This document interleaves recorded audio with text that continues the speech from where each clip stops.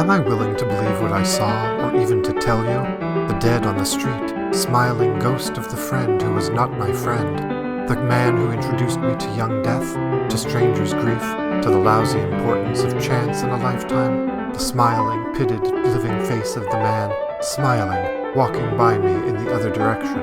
Identity given away in the quickest glance, certain, but brief enough to bring doubt, doubt enough to allow skepticism, certain identity given away.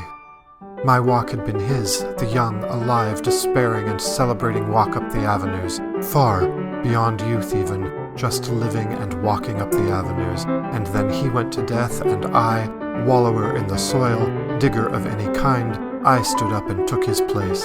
Impossible! The ghost on the street, the hollowed smile, and there were Keith's eyes on Keith's face, on the body of his ghost walking. He turned toward me, met my eye, and smiled Keith's smile. And I am not the first one. Examples of the supernatural rise like heat through the masses. Some scientists, cynics, have been converted. We, the believers, the heretics of secular culture, telling ghost stories of murder and plague. The atheist, the poet. I am willing to become something else, a spiritualist, touched, myself plagued with questions or guilt or self-doubt. Who sees what I see?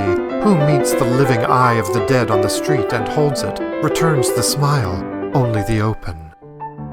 What am I betraying? A further search for meaning? Some kind of unhappiness? Keith looked at me taking that same walk we once had made together, what seemed to Keith an illness, a long walk, and smiled to me. Do the dead come back to smile on us? To mock us with a smile? Do they smile in anticipation or in glory? And I lingered just beyond where he passed me. Could I look back? Admit to it here? I walked farther, looking somewhere else. I looked back, and he was gone.